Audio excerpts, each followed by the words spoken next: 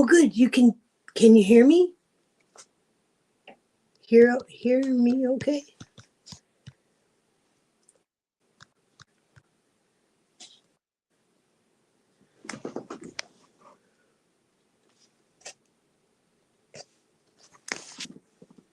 Yes, awesome. Oh, thank you so much for joining me because I did this like a year ago and then I put it off for so long that I just kind of psyched myself out. I was hoping to just chat a little bit and see what StreamYard actually looks like. Oh, fantastic. Thank you, Richie. I wondered if you had any questions. I also have some card decks out if you'd like me to draw cards.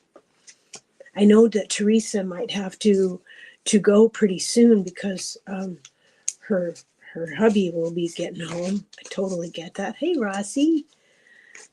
I was worried. I have on my reading glasses, which I refer to as my kind of like my Mrs. Magoo glasses, but I need them, to see. Thank you for being here, Rossi and Kat and Teresa and Richie. Thank you. How's everyone doing today? We went and got our flu shots and had drying bananas in the kitchen. Amber lent me her dehydrator, and I saved the peelings for watering plants, so they're soaking in water pitchers right now.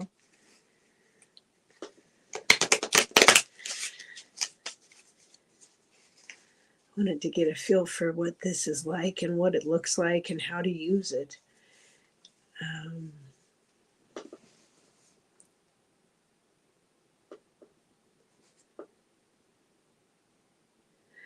I've done well in the past, but I've felt kind of fevery and weird in the past. So,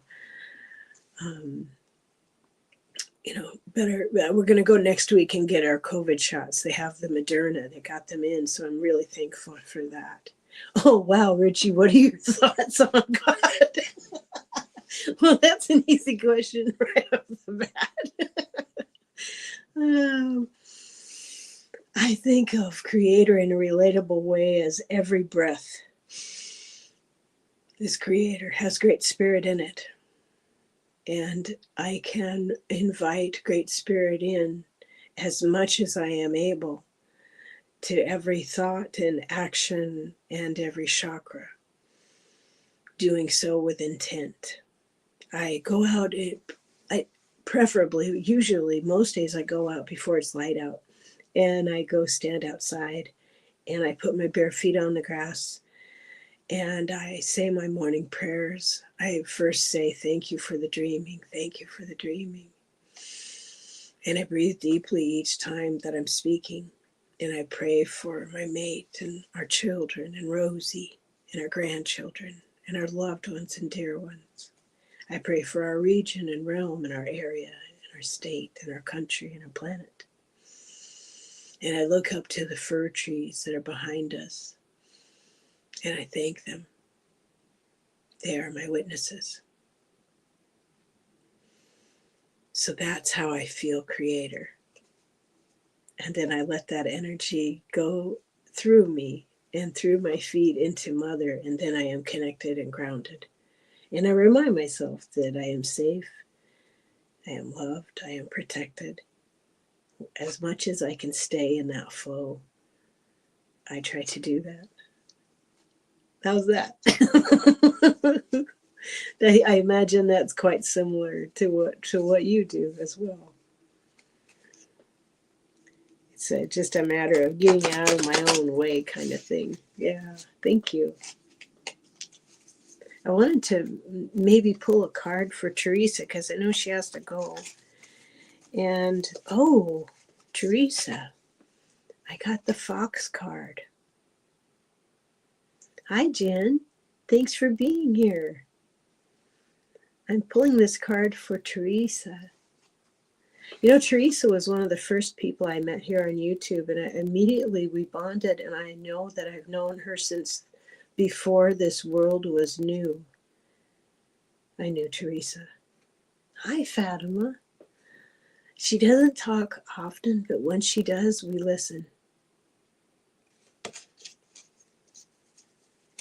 Fox is a medicine that I am familiar with in the fact that Fox can make you invisible. Fox helped me as when I was a child. Fox medicine, if you can pull in and be in a room with people and they will not see you, and you can just observe. You can choose when you want to act, when you want to speak. And Therese is very good at this. This is like second nature to her. Just don't hide too deep for too long, because we love you and like to see you, sister. That's for Teresa. I'm so glad you all found me. I'm so glad you're here. And let me look in the book too, because this is the book I've been reading from since I started my journey way back in my 20s and 30s. Let's see, Fox is 25.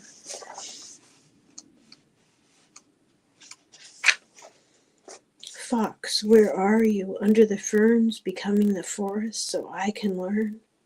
Are you watching, invisible to me, trying to teach me to become a tree? Their medicine is camouflage. They have many allies.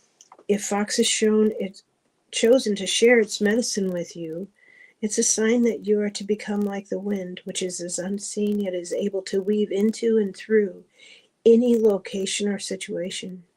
You would be wise to observe the acts of others rather than their words at this time.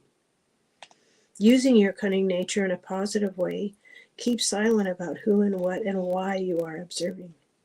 In learning the art of camouflage, you need to test your abilities to pull this off. And I think Teresa has this well in hand. Yeah.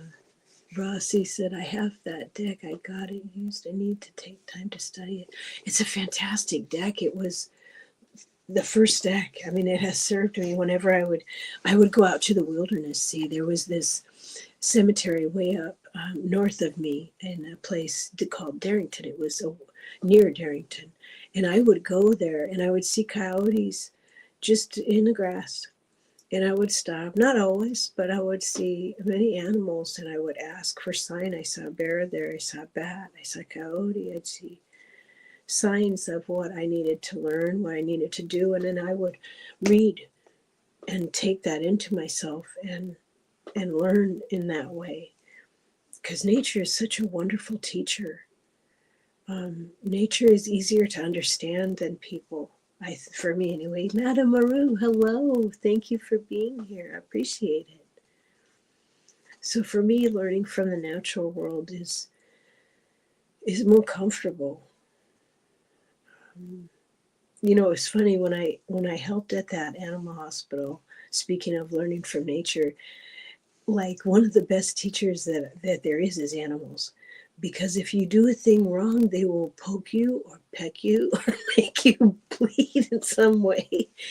And they're very direct. And I would chuckle out loud because they are wonderful teachers. If you don't pay attention, they will get your attention.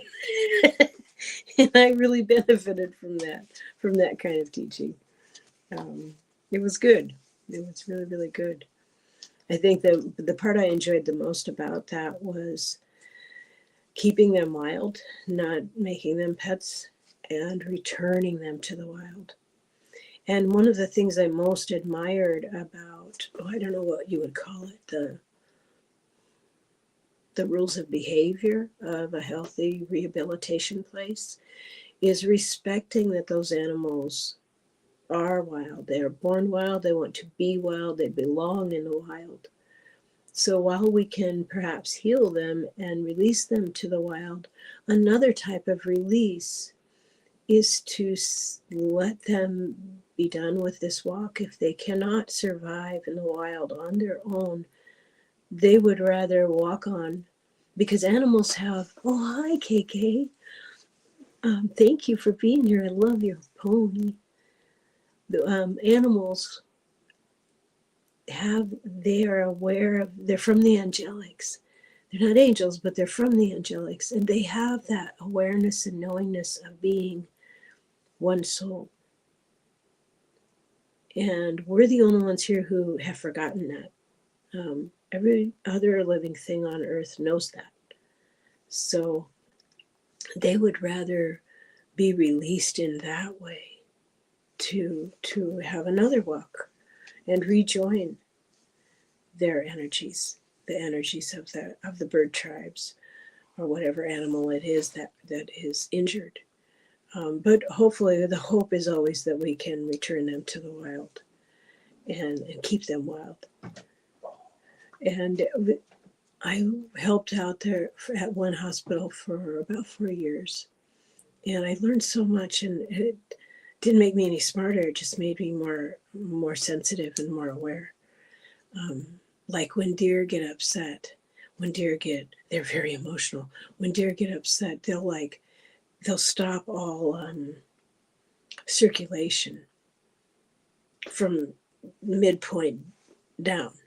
I mean, they're really kind of a pain in the butt to care for, but they have particular needs and browse that they prefer, and it's a way of thinking. I think one of the books that I so enjoyed, and I read it a couple of times, and an author that I really admire is Temple Grandin. She is phenomenal. And the way that she describes how animals think, and she is looked to in the industry of cattle care for how to move them so that they don't panic and injure themselves. And just reading on her knowledge, even if that isn't your intent to go and do that, just reading about her knowledge and her viewpoint of the animals and how they think and how they see things is really fascinating, very interesting. And I found it really useful. There was a time for about 7 years, I was a caregiver for an older couple, and one had Alzheimer's.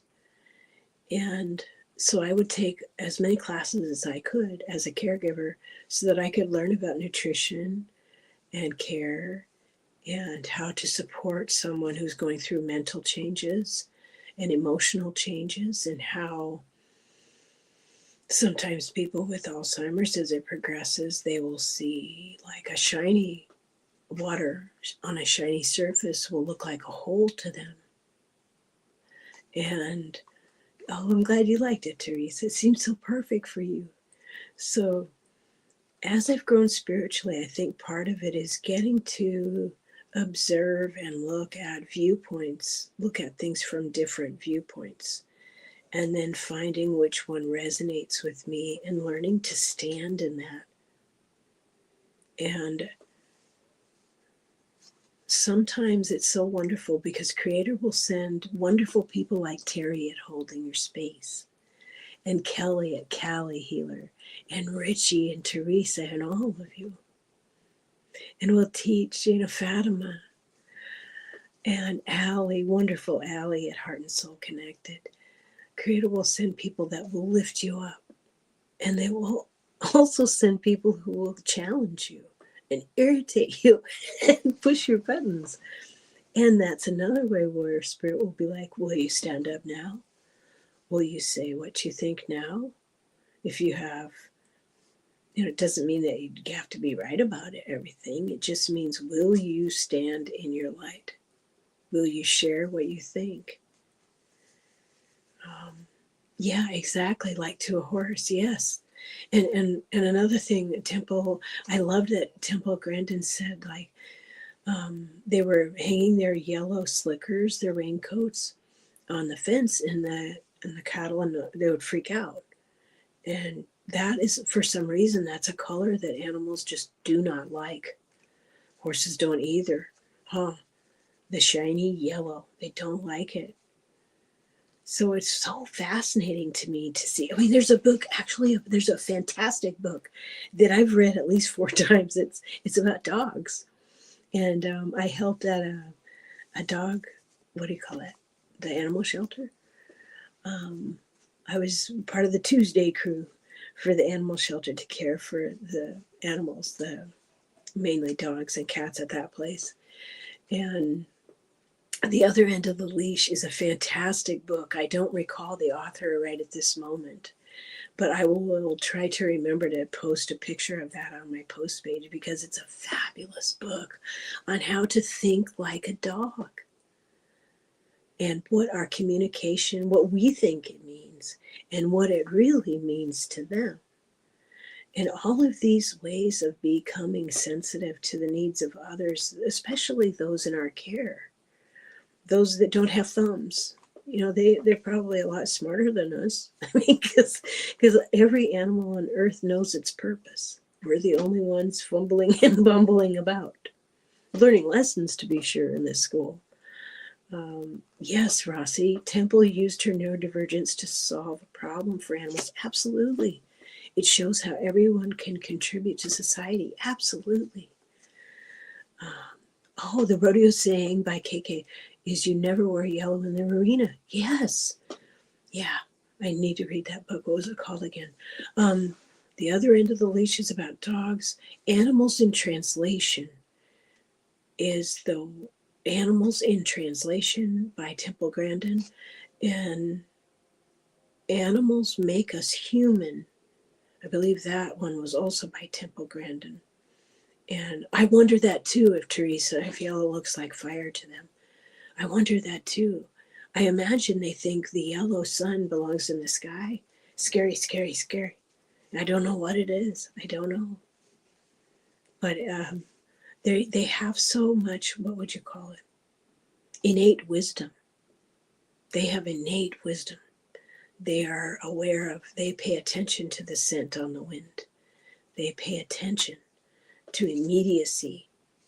And looking at the different animals, whether they're prey animals or predators, affects how they view things. Like, one of the things I love and just am fascinated with is how raptors, I said this once on a show with Terry, but I will share it again.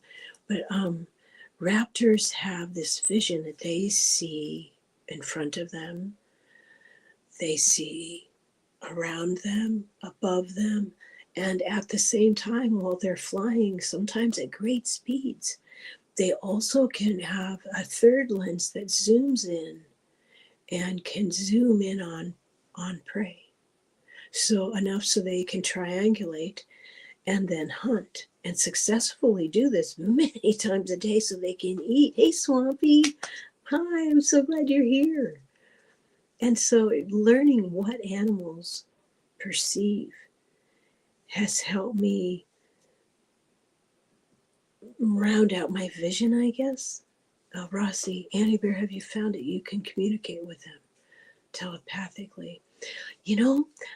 Rossi, I talk to animals, talk in pictures, and that's something that Temple Grandin, Animals in Translation, I think it was, or Animals Make Us Human. And I watched programs on her about those that she gave, but I can't remember exactly where I learned it, but animals think in pictures. So if you can practice on your cats and dogs and send pictures. If I think, for example, that I would like to take a walk, and I think that picture, just kidding, Rosie, just kidding, then Rosie will meet me in the hallway because she saw the picture in my head. So I have asked raptors if I can see when they're flying. And if you get very quiet and you ask very softly, and you see a hawk or an eagle, can I fly with you? Can I see what you see? Just for a second, you will be able to see what they see. And what happens to me is I get excited. I haven't been able to stay in that space for very long because I'm kind of still a little kid, and I still get really like, oh yay, and that breaks the connection. But you will find that animals will look at you and they can read people like a book. They can read people, and animals who predominantly go through the world like dogs, through scent, through like bears, animals that go or rely on their scent, not only the scent they give, but the scent they can pick up off of plants. You will find this same sensitivity in people because, see, the animals come here to help us. They each and all carry Creator. They each and all are a part of Great Spirit and know it.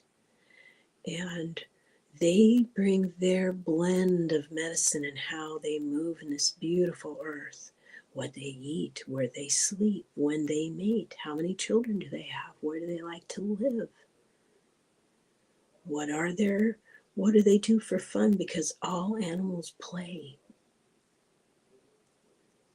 And when we pay attention and find out and learn, then when we want to go in the West and learn things about ourselves, we can say, I think I will be like bear. I think I will withdraw. I think when I am ready to come back into the world, I will eat green, tender green things. I'm oversimplifying, but it's a way of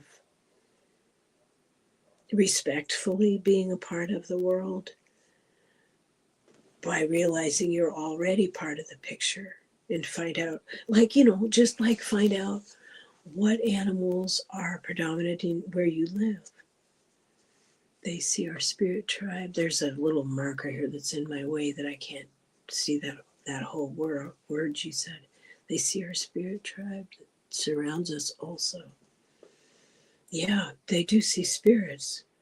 They do see spirits. Cats are super good at seeing spirits, that in my experience.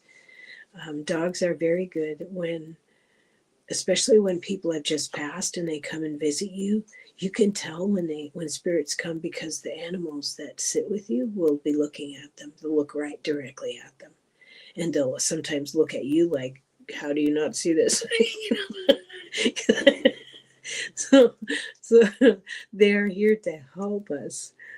I wonder if animals have all, I can't read, there's this money symbol in the corner. Have all clairs or just a few? I'm going to have to guess if that's what you said. I ask animals questions, and I try to ask them spiritual, energetic question in my head, and I ask them out loud, and they just won't tell me. They will paw me. Literally, they paw me. And not just dogs. They paw me like, be in the moment, be in the moment, be in the moment. Get out of your head, be in the moment. That seems to be one of the things they want us to learn, is to be in the moment. And when we're in that next moment, when you need to know that, you'll know it. They really ask of us to be in the now. Exactly. And they want us to be in the now. Because I've asked many times, they just won't tell me. One of the releases that I was able to do as a volunteer at the animal hospital was, one of the first releases that I got to do was an owl. And it was so neat because releasing the owl at dusk, and the owl flew up to a tree. I don't remember if it was a cedar or a fir, but it's highly likely that it was. And it was a wooded area. And the owl flew up to the branch and immediately turned and started moving its head in a circle. It was triangulating my position. It was triangulating where we were. And as it was doing this, it was finding out everything that was around it. They can hear, little ones. Oh, Loretta, mwah! So happy you're here. Oh, sweetheart. She had gotten, in case anyone doesn't know, dear Loretta was having difficulty getting into her channel last week. And so it's really a miracle that she was able to get back in. I'm so happy. I'm so happy. But what I learned from watching that owl, observing, was that owl was triangulating our position and knew the animals. They do not have scent. They don't give, go with scent, but they have this incredible, amazing capabilities and qualities about their eyes and sound, how they're able to see and hear. And we can learn so much from them. You can learn so much from observing sometimes more than words. People show you who they are by their actions a lot of times. Hi, Susan. I saw a short video of dogs' expression after their owner said, "I'm so hungry, I can't talk." It was so obvious. They understood and really funny. Absolutely. They understand, I think, at least 40 words, and they see those pictures in our heads. They really, really do. And I love that about them. I ask Rosie questions like, I know you're from the angelic, and I've noticed lately Rosie has arthritis. So I will try to soothe and smooth her energy. And sometimes she's licking this one paw a lot that's giving her arthritis, giving her pain. And I'll try to pull the pain out and I'll go, love, love, love, love, love, love, love. And I'll try to breathe the love into it and breathe the love into it. And she puts her paw on my heart. And then when I'm being silly with her and playing with her, she'll put her paw on my face. So dogs are definitely, there's subtleties, but they're very intuitive. Very intuitive. We need to trust ourselves and get into those softer senses because they're there. They're there all the time. It's just a matter of us relaxing enough to be aware of them. Oh, Fatima's making dinner. She's just listening. Sweet Fatima. I wonder what she's making. I bet it's going to be delicious. Thank you for stopping by, Loretta. I really appreciate it. Have a wonderful day. Well, would anyone like a card? Like, let's say the question is, well, you tell me. I was thinking maybe the question could be like, what animal would like you to study them or something like that. But it's, holy cow, it's already 12:30. Wow, these fly by. I've always been on the other side of it. Barbara Bergman, yay! I'm so glad you found. Oh, I'm so glad. Welcome. Hi, Sunnyland. Oh, thank you so much for stopping by. I really appreciate it. Thank you. Rossi, okay, you got it. Rossi and Susan. Rossi and Susan. Okay. Let's get one for Rossi right now. Let's get one for Rossi.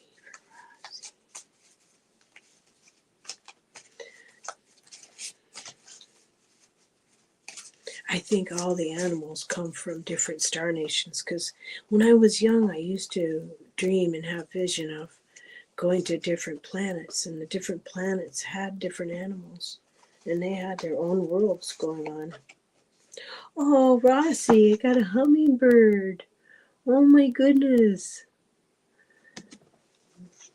The jewels. We have Anna's hummingbirds here. Let me look it up. Here we go. Getting close, getting close. Oops, I went too far. Hummingbird means joy, Rossi. Hummingbird, joyful little sister, nectar you crave. All the sweetness of the flowers is the love you gave. Hummingbird is associated with the Gosher religion, which taught that a certain dance done properly would bring about the return of the animals, and the white people would disappear. Once again, the original people would know the joy of the old ways. In Mayan teachings, hummingbird is connected to the black sun in the fifth world. Hummingbird can give us the medicine to solve the riddle of the contradiction of duality. The song of hummingbird awakens the medicine flowers, Hummer sings a vibration of pure joy. Flowers love hummingbird because nectar sucking brings about the reproduction of their families. Plants flower and live because of hummingbird. Hummingbird can fly in any direction, up, down, backward, and forward. Hummingbird can also hover in one spot and appear to be motionless. Great Spirit created hummingbird to be slightly different from the other feathered creatures. I'm skipping a little bit. If hummingbird is your personal medicine, you love life and its joys, and your presence brings joy to others. That's for sure.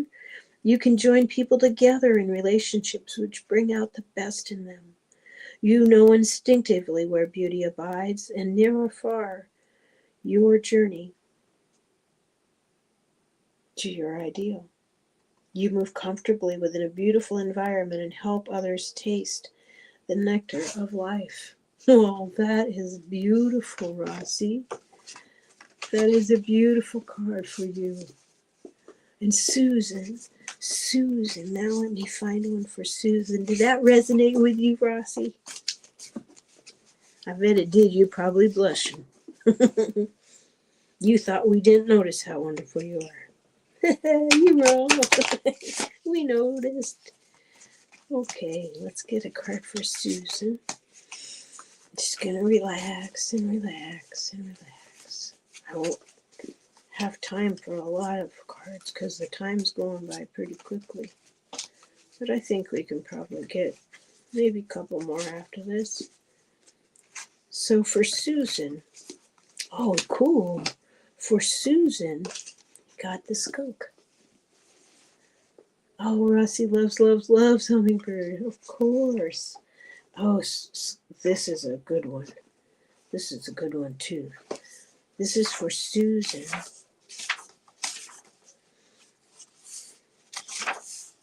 I have called on this medicine to help me in the past. That's for sure.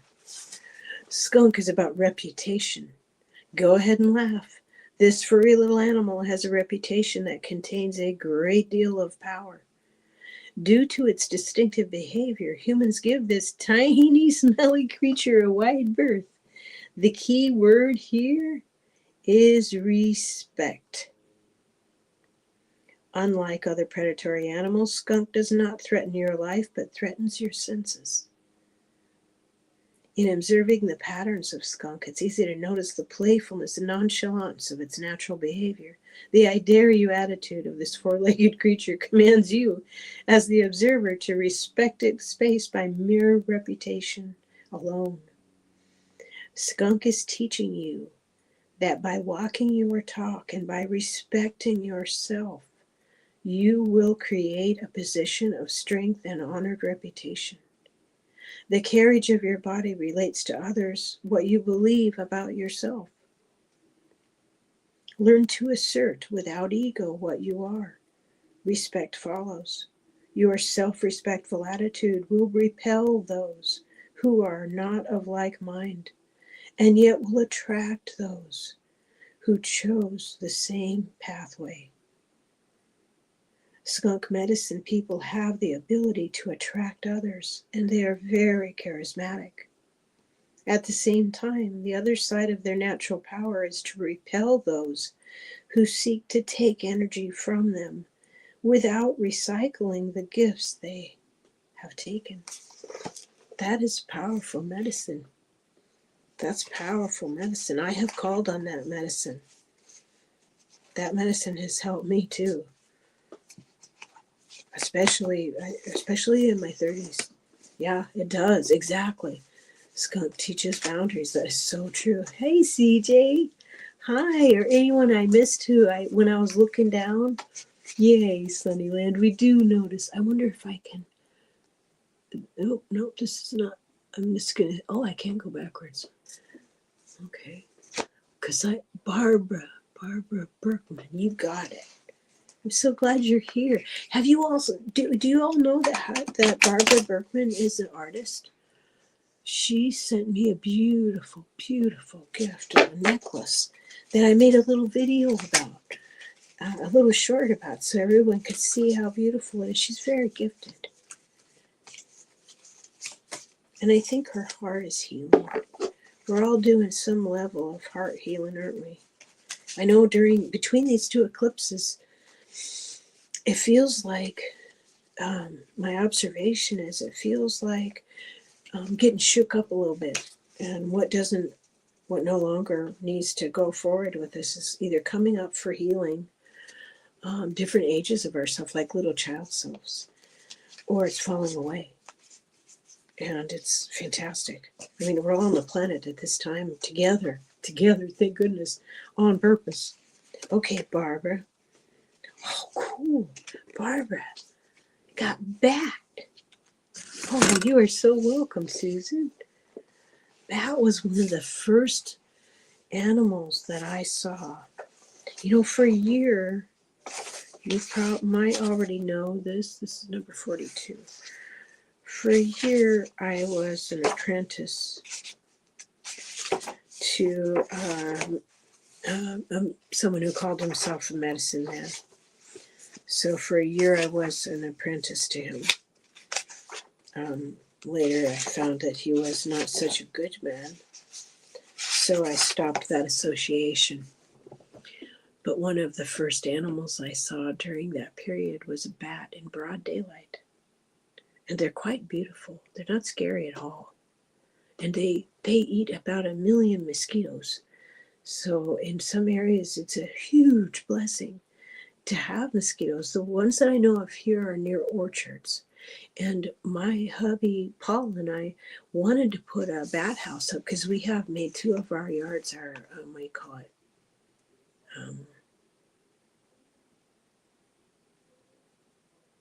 Habitats for wildlife. But we don't have a space that's tall enough because the bat houses have to be like 30 feet off the ground, 25 feet off the ground. So bat is about rebirth. Sacred bat flew to me from the darkness of the cave. Womb-like reflections, answers it gave.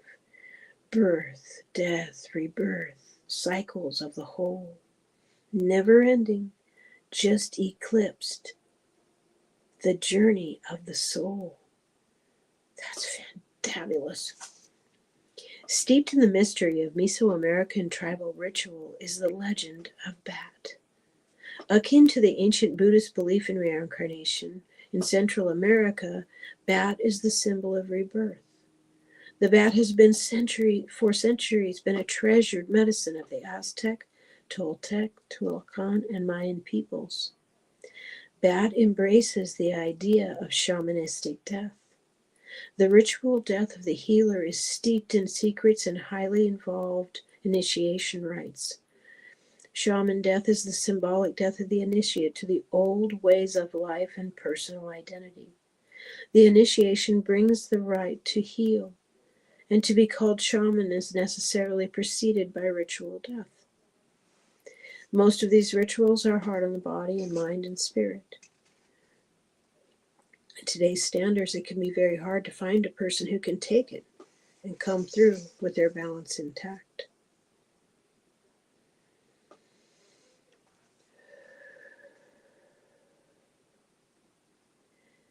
Some of this is a bit in the old ways, like in the plain and Lakota ways.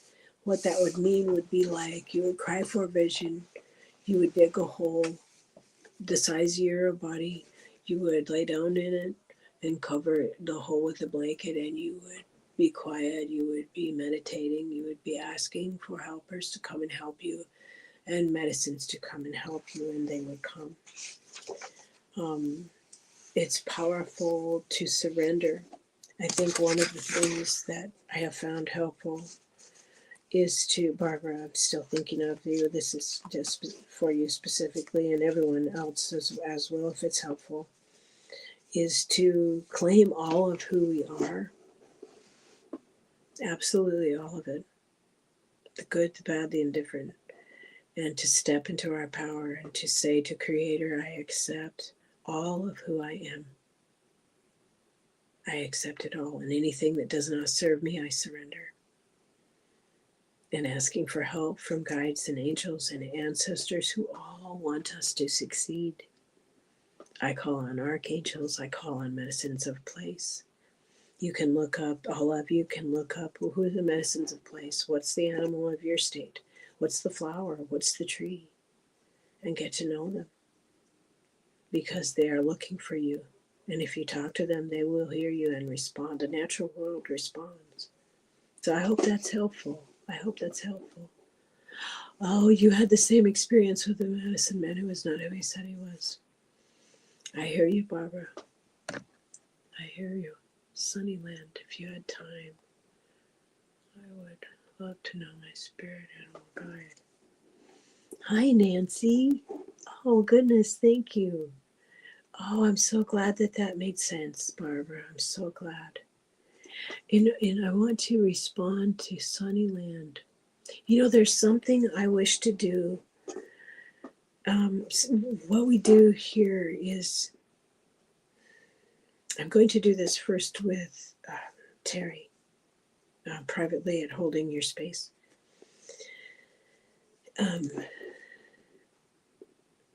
This is for spiritual and entertainment purposes only. But I am thinking of doing journeys, of doing a journey.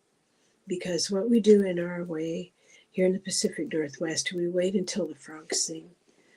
The frogs sing in the spring and in the fall.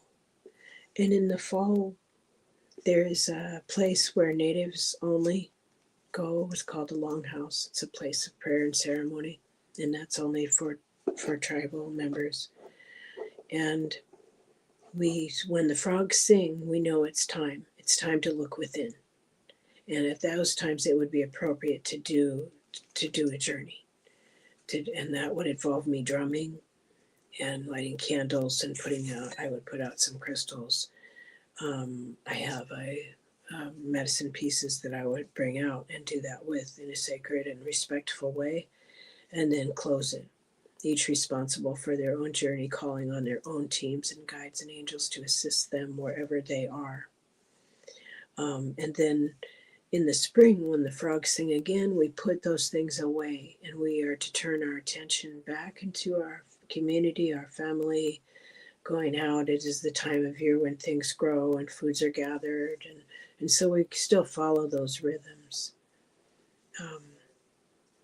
So I'm looking forward to doing that when the frogs sing. I'm going to do that first with Terry at Holding Your Space, because she's the first channel I subscribed to and visited, and her beautiful and wonderful morning meditations became a part of my Monday through Friday life for the last 2.5 years or so.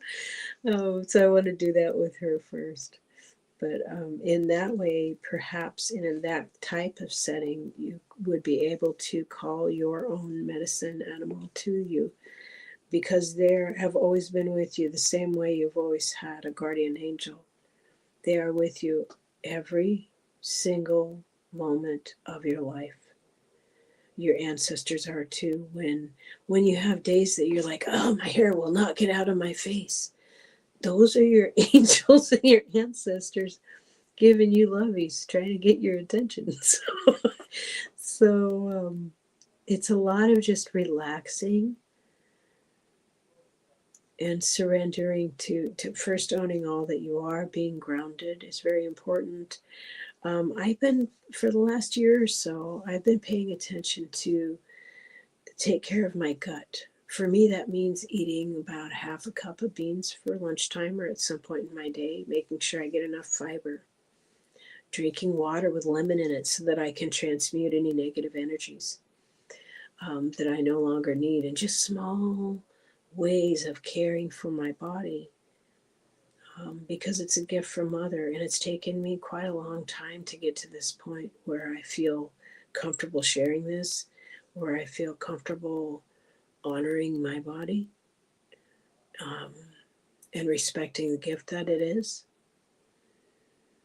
And those little movements, those little things that we do support our spiritual journey, because the point of I think the point of being in third on this beautiful earth is to say these things out loud and to do these actions, because we're in the physical world and we're bringing as much spirit as we possibly can into this world to anchor it. And it doesn't have to be a big deal, but it adds up. So, yeah, Kat, I think a lot of us have found each other through Terry, and she's so kind. She's such a wonderful, bright light in this world. I just love her to pieces. So I think it's birds with the. I think it's birds with the. Oh, let's find out. I'm trying to connect with Native American energy. Very few knows around, but I'm trying to connect. Oh, thank you, Susan. Thank you. I appreciate that.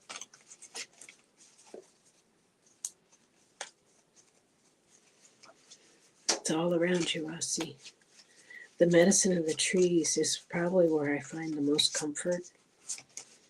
And sometimes I need to be near running water in order to clear my mind and clear my thoughts and gain direction. Sometimes I need to get pushed against and challenged a bit and tossed around. And then I stand up a little bit more. Because as humans, we always want to stay in our comfort zone.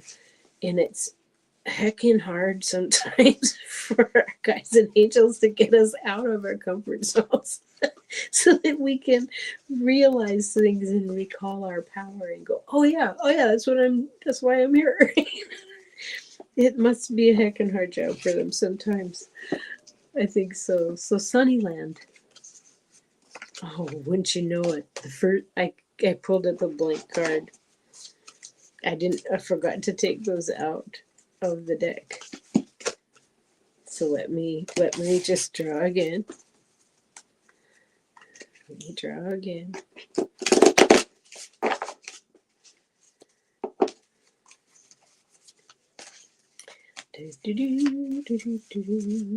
I'm hoping this flu shot doesn't make me feel flu-like. If it does, it'll be really mild. So my hubby and I are gonna have a whole mess of vegetables and barbecue them while the weather is nice here. And it's so nice that we're retired so that if we do have effects of it, we can just relax and take it easy. Oh, wow, Sunnyland. Look, it's a swan. Hi, One Bright Feather. Hi, Jenby. Oh, what is that hanging in the tree? Oh, it's a suet feeder. It's a suet feeder. Playing card is like a joker, whatever you need it to be. That's true. Oh, Sunnyland. Let's see, 39 swan. That's dream time. Holy schmoly. Oh boy, oh boy, oh boy. Oh goodness. I'd be very curious if you get a lot of your answers in your dreams. Interesting. Swan is the medicine of grace, the power of woman entering sacred space, touching future yet to come, bringing eternal grace. Little Swan flew through the dream time looking for the future. She rested for a moment in the coolness of the pond, looking for a way to find the entry point to the future. This was a moment of confusion for Swan, as she knew she had happened into the dream time by accident. This was her first flight alone, and she was a bit concerned by the dreamtime landscape. As Swan looked high above Sacred Mountain, she saw the biggest swirling black hole she had ever seen. Dragonfly came flying by, and Swan stopped him to ask about the black hole. Dragonfly said, Swan, that is the doorway to other planes of imagination. I have been guardian of illusion for many, many moons. If you want to enter here, you would have to ask permission and earn the right. Swan was not so sure she wanted to enter the black hole. She asked Dragonfly what was necessary for her to earn entry. Dragonfly replied, you must be willing to accept whatever the future holds as it is presented, without trying to change Great Spirit's plan. Swan looked at her ugly little duckling body and then answered, I will be happy to abide by Great Spirit's plan. I won't fight the currents of the black hole. I will surrender to the flow of the spiral and trust what I am shown. Dragonfly was very happy with Swan's answer and began to spin the magic to break the pond's illusion. Suddenly, Swan was engulfed by a whirlpool in the center of the pond. Swana reappeared many days later, but now she was graceful and white and long-necked. Dragonfly was stunned. Swan, what happened to you? He exclaimed. Swan smiled and said, Dragonfly, I learned to surrender my body to the power of Great Spirit and was taken to where the future lives. I saw many wonders high on Sacred Mountain, and because of my faith and my acceptance, I have been changed. I have learned to accept the state of grace. Isn't that wonderful, Sunnyland? You were right. It is a word. Holy cow. That's beautiful. Oh, Jen B. The blank card, Susan, I was invited when I got this a long time ago to make them whatever I wanted them to be. That I could draw on them what animal I thought they should be. And to me, the responsibility of making those cards what I wanted seemed too great. I thought it seemed a hubris thing for me to decide what they should be. So I still haven't made them. I still haven't made them. I like to think of them as magic. But I am 63, going to be 64, so it might be time for me to actually to do that before I get too much older. I will ask on that when the time comes. I will ask on that to see what animals would like that. This is for Jen B. For Jen B. Jen B. Thank you all for stopping by today. Holy cow, it's 12:56. I think after Jen, then we'll call it our wrap. Oh, hugs to you, Sunnyland. Hugs to you. Okay, Jen B. Jen B.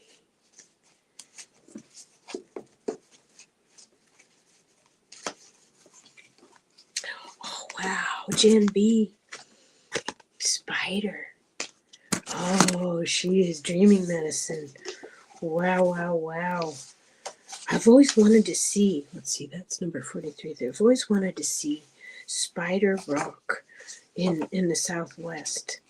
I haven't been to it yet, but Spider is weaving. Her medicine is weaving. Spider weaving webs of delight. Weave me a peaceful world. Carrying creation in your web, waiting to be unfurled. Spider wove the web that brought humans the first picture of the alphabet. The letters were part of the angles of her web. Deer asked Spider what she was weaving and why all the lines looked like symbols. And Spider replied, why, dear, it is time for Earth's children to learn to make records of their progress in their Earth walk. Deer answered Spider, but they already have pictures that show through symbols the stories of their experiences. Yes, Spider said, but Earth's children are growing more complex, and their future generations will need to know more. The ones that come won't remember how to read the petroglyphs. So it was that Spider wove the first primordial alphabet, as she had woven the dream of the world that had become manifest. Spider's dream of the physical world had come to fruition millions of years before. Spider's body is made like the number 8, consisting of 2 lobe-like parts connected at the waist and 8 legs. Spider is the symbol for the infinite possibilities of creation. Her 8 legs represent the 4 winds of change, and the 4 directions of the medicine wheel. Spider weaves the webs of fate for those who get caught in her web and become her dinner. This is similar to humans who get caught in the web of illusion in the physical world and never see beyond the horizon into the other dimensions. The web of fate also represents a wheel of life, which does not include any alternatives or solutions. It is typically human to get caught in the polarity of good or bad fortune without realizing that we can change it at any time. If we are not decisive enough about changing our lots in life, we may end up being consumed by our fears and limitations. Spider is the female energy of the creative force that weaves the beautiful designs of life. If Spider is dropped from her web into your cards today, she may be telling you to create, create, create. Look for new alternatives to your present impasse. She could also be warning you that you are coming too close to an entangling situation. Spider could be asking you to use a journal to write out and review your progress. If you do this, you will not forget how you are creating a new or different phase in your life. Spider brings a message of a different kind when she sees you becoming a bit too involved in the weaving of your life plans to notice opportunity at the outskirts of your web. If this is the case, Spider gets your attention so that you notice that something you have woven has borne fruit. Congratulations! Isn't that wonderful? There's so much wisdom in the medicines, and they surround us, just waiting for us to notice them. Oh, you just started a new journal. Yay! Oh, that's fantastic. I love that you're doing that. Perfect. Susan says, you're a wonderful artist and you will make a great card with the blank card. Thank you. Remember a meaning that goes with the card. So actually 2 projects, you're right. Painting and a meaning, you're right. You're right. Well, thank you everyone for joining me today. I found my way back to crocheting. Oh, good for you, hon. Well, I want to thank everyone for stopping by and I did the live. I'm proud of myself. I think I'm going to go have a Healthy Choice ice cream to celebrate. But thank you so much for stopping by. I really appreciate it. Just do all the YouTubey things and maybe I can thank you, Teresa. And I'm thinking maybe I can start doing this like once a week at least, you know? I think it's time. I've waited till I got more comfortable and knew more people and I think that's wonderful. So thank you so much. I'm going to hit the end stream now, and I will talk to you soon. Okay. Thank you, Jen. Bye for now.